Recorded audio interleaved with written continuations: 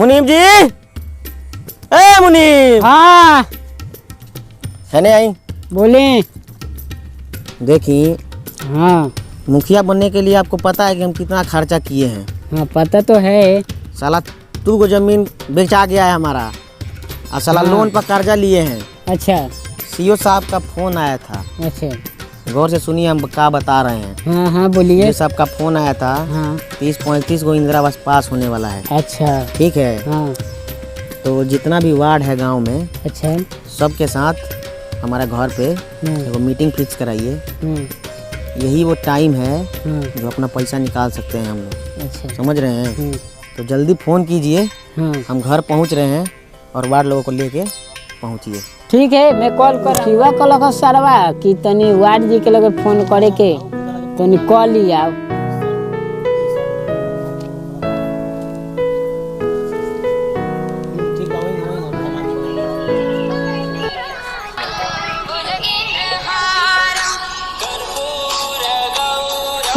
ईश्वरवा मुनिया काहे खातिर फोन करो था? अच्छा देखो तने उठा के बतिया का कहता। हेलो, हाँ का हाल चाल बा मुंशी जी? ठीक बा। कैसे कैसे याद कैनी है? अरे ऐसे बानी नु मुखिया जी। हाँ तो वे फोन कनी गांठ से बहरी एगो मीटिंग बा। मीटिंग बा? हाँ हाँ गांव से बहरी। ईश्वरवा कौन मीटिंग होगी गांड से बहरी कराई? कहा जाने अब उहे सरवा जाना तो मुखिया। कहिया? बिहान? हाँ बिहान बा बिहान। कब बजे? आज हम लोग 9 बजे। 9 बजे? हाँ ठीक बा, नहिला तो हो गइल बाटे 6 महीना आके नहा धोआ के आए। ठीक बा बात माने के पड़ी। ठीक बाटे, सब कोई के बोल देम। हम सब लोग के बोल देम। सारा वार्ड लोग के रउरा लगे नंबर बानू। ए तो हमारा पंचायत में तो 5 गो गिन के वार्ड बना सन। अरे 5 गो के जले करी ना तो हम नंबर के जरूरत हम करे नहीं। ए तो एक बाने रे कोरी एगो लंगड़े एगो उठा के हम लेके चले नी। का महाराज एक गो के फुटले ना तो एगो के पेनिए ना। तो कोनो में छेदे ना हटे। ठीक बा उहे बोला कि नहीं छेद वाला के। ठीक बाटे। बोला तो सब वार्ड बा यार कबे के हम मिक्स पंजाबी का प्रोफेसर इतनी तो नहीं फोन करो डराम। ए का हाल बा मुंशी जी? ठीक बा का समाचार? बैठल जाओ। ए ठीक बा, अब बैठल जाओ। बैठल जाओ। हाँ और सब लोग कहाँ बा? अब तो बानी लो फोन कैले बानी। फोन भर रखो। हाँ हाल बा मुंशी जी? ठीक बा बैठल जाओ वार्ड जी बैठल जाओ। रहुआ गनी अच्छा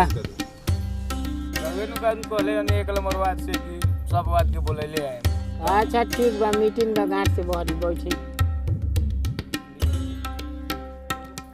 ए कितना टाइम लगी अब सब लोग आए में?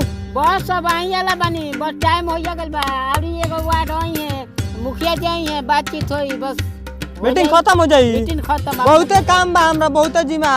एगो विधवा पेंशन पास करावे के बाटे, एगो ई कौन 500 ये पढ़ाते नहीं कि चश्मे हमर भूल गइल बा। आगा नहीं लो सबके हो। हाँ आगे नहीं सब लो। कोई आ गइल बाटे। बैठल जा मुखिया जी। बैठी मुखिया जी। है मुनीम? हाँ जी। आसपास कोनो गांव के लोग नहीं खेनु महाराज? ना केहू नहीं खेलो को तो इसे तो गाड़ के बाहर रखले बानी। गाड़ के बहरी? हाँ गाड़ के बहरी कौन मीटिंग होला जी? अरे ये तो लोग ना जानी। अच्छा, गांव के बहरी की गाड़ के बहरी? वे गांव के बहरी चाहे गांव के बहरी चाम के जीवा लपटप।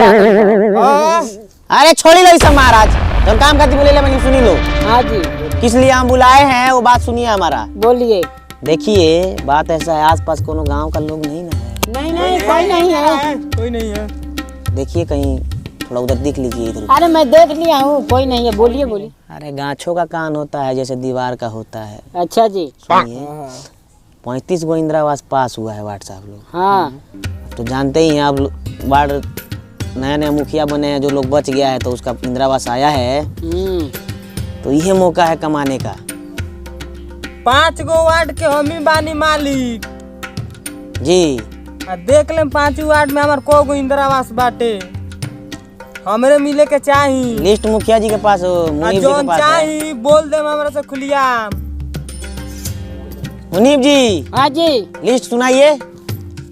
लिस्ट में तो आप पढ़ लीजिए क्या लिखा है इसमें।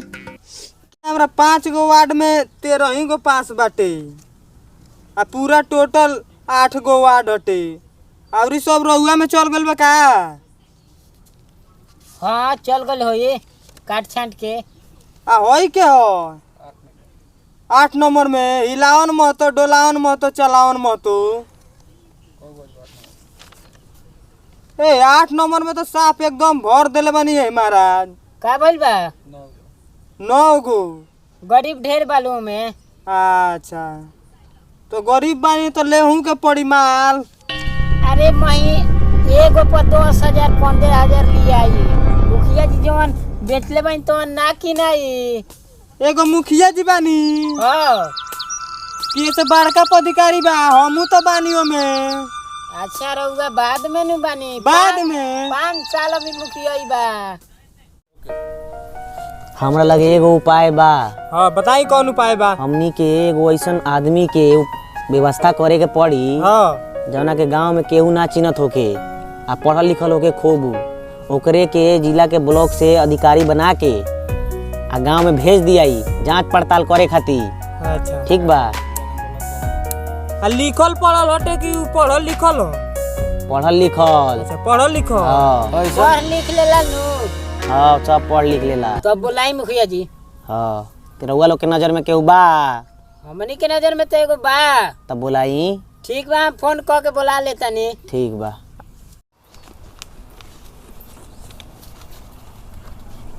मुखिया जी हमने सब देख लिया है, सुन लिया है। अभी क्या देखा है, अभी तो और देखोगे। जब तुम्हारी फटेगी ना तो हमारा खड़ा देखोगे। ई का कहता रे मुनि का बाबा? सुननी है?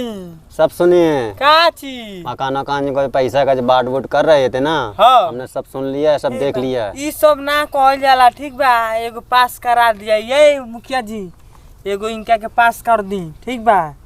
तो ठीक अगर- बा। मेहरारू नहीं के तो का हटे, भाग गइल बिया। भाग गई है मेहरारू, किसी के साथ भाग गई है। हाँ तो केगा सेटलमेंट होई? चलिए इनका इंदिरावास में से पैसा नहीं आओ, मराया जल्दी जाएगा। आओ। इनका इंदिरावास का पैसा नहीं मराएगा, इनका पूरा दिया लो। जाएगा। ठीक है।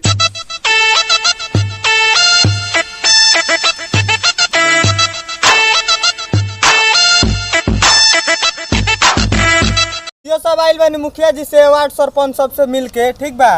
ये के जांच करे आइल बानी। तो केकर घर पास भइल बा? हिया के घर पास अच्छा भइल यहाँ बा। के रउ नाम का हो? हमार नाम ओमे लिखल बा ना साहेब। और नामो बताई ना, में तो ढेर लोग के पास बा। तो रउ हमें नाम के का जाना हो? तनी कहत हूं कि तारे घर पास भइल बा। आईएमसीओ साहब जांच तो करे कौन नाम खातिर। से भइल बा? इनकर हाँ भगेड़ू राम हमन। अच्छा अच्छा हाँ भगेड़ू राम के तो बा। बाबे हाँ बावे ए बावे। बाबू तनी लिया त कुर्सी बैठा के देबे तनी बाबू। ली साहेब बैठी बैठी बैठी बैठी बैठी। तो भगेड़ू राम जी जी साहेब। तो रउ घर और देखे के पड़ी नु, घर बा? जी साहब देख ली ये दुगो मड़ई बा। अच्छा यो वो तिरपाल रखले बानी। बाल बच्चा रहत तनी सो चुआता बिगड़ता, एही में जोन खाए के कमाई के बेही में रह जाए तो बहुत दिक्कत होता। बहुत चुआता साहेब। अच्छा अच्छा रउ तो काम होइए गइल बा। ठीक बा? जी लेकिन साहब। एगो काम बा ओइमे। जी साहब बोली। बात भाई कि मान ली कि 1 लाख रुपया मिली। जी ठीक बा? तो 75,000 रउआ मिली। काहे साहेब? 25,000 हम करैले बानी तो घुस ना लेम हम। मुखिया जी उखिया लोग के सब एके में बा। सब हाँ सब वही में हो जाए हमनी के सब आदमी के। लेकिन रउआ 75,000 मिल जाए। ओइमे कोनो कम ना को दिन में मिल जाए साहेब? मिल जाए, बस ज्यादा से ज्यादा 10 दिन लागी। सब पक्का काम न के- साहेब? हाँ सब के ए लिए वाट काम गारंटी से। बनता रहनु। हाँ एकदम गारंटर बाटे, साहब के देन बाटे कि तार पास से आ ना होई तो तोरे के पकड़ के गेल है। ना। रउआ टेंशन मत ली, रउआ 10 दिन के अंदर पूरा काम ओके हो जाए। अधिकारी साहब हाँ बोली। जा तनी पूछ ले तनी। हाँ। ठीक बा? 2-4-5 हजार घूस मिल जाई। तो ठीक बा, पूछ ली, मिल जाए तो ठीके रही। काम करवा दिए जल्दी हाँ है। ठीक बा, हम जा जाई तनी पूछ के बताई तल हम बानी है ना। ठीक ठीक बा बा? ठीक बा, हम जा तनी पूछ। राम हाँ वाट साहेब। सुनिए अंजाम, जी हजूर। कुछ पैसा दिया जाओ कि जल्दी से काम हो जाई। ए महाराज डर लगा तो ऐसा कितना आदमी लूट के चल गई। हमारा पर विश्वास बा 5 नंबर वार्ड पर। 5 नंबर वार्ड पे एक जना और रुआ से पहले हमारा से 20,000 रुपया ले चुकल बा। तो हमारा से लिखित ले ली रुआ के एकदम 1 नंबर पर काम करवा देम। करवा दे हाँ एकदम 5,000 रुपया बोलो। हाँ एकदम एकदम दिया वही से हम दे देम ब्लॉक के अधिकारी के तो जल्दी से काम हो जाए। गरीब पता नहीं दे रहे हम करम दे तनी क्यों ठीक बा एकदम के जोर काम हो जाई। ठीक बा खाए के नहीं के जोर कर हाँ भाई केहू से कहे के ना हुई। ठीक बा एकदम जल्दी से काम हो जाए। मनका से कर्जा मांग के लिए आइल बनी है देखी ना ले 5,000 ठीक बा। रुपया रखले बनी। ए सरकार है जौन हाँ कौन गरीब के हाय लगे रे लूटा तनी ना ना हम लूटत नहीं हम लूटन देखी। ठीक बा कितना बा 5,000 रुपया बा मालिक 5,000। ना तो ठीक गरीब बा। के सरफरुआ पर पड़ी ना 5,000 बाद धोले तनी सब नानू बोलल जाला। आ को आदमी से सबको तनी जल्दी एकदम जल्दी से काम हो जाए एकदम। ठीक बा ठीक ठीक बा देखो तनी चुआ तटई तार। ठीक बा ठीक ठीक बा बा। का भइल हो गइल काम। भइल हाँ भइल। कितना मिलल 5,000 मिलल। अच्छा अच्छा हाँ अच्छा तो ठीक बा ओइमे हो जाई। उनकर काम तनी जल्दी से करा देम। ठीक बा 7 नंबर पर रहलन तब क्या 1 नंबर पर लिया देता हाँ। ठीक बा। जैसे कि जल्दी से हो जाए ना। अभी बा सब हमरे लगा अभी बराती कन जाए हाँ। नीचे से काट के काली ऊपर डाल दे। हाँ 1 नंबर पर डाल दे। हाँ जैसे कि बेचारा बहुत गरीब भाई टूटई उटई पलानी बाटे जवान के बेचारा बहुत गजन होते। जवान के मुड़ी पर नइखे रहे के तिरपाल टांग के बेचारा रह। अच्छा तो हम कर देता नहीं 2-3 दिन में काम हो जाए। हाँ 2-3 दिन में करा दे। 2-3 दिन में उनकर पैसा ना तो लौट बड़ी सारा पहुंचा जवान दिए। बेचारा। हाँ ठीक बा ठीक बा और टेंशन मत ले। ठीक हम बा। चलता नहीं ठीक बा डेरा पे जाए के बा हाँ। लेट होई ठीक बा। हाँ ई हर गांव के स्थिति बा। वार्ड से सरपंच आ सरपंच से मुखिया यही में खेल खेला के पैसा कमाता लोग कैसे मुखिया लो और वार्ड लो देख ली। अगर वो लोग को वीडियो अच्छा लगला तो कमेंट करी सब्सक्राइब करी या शेयर करी।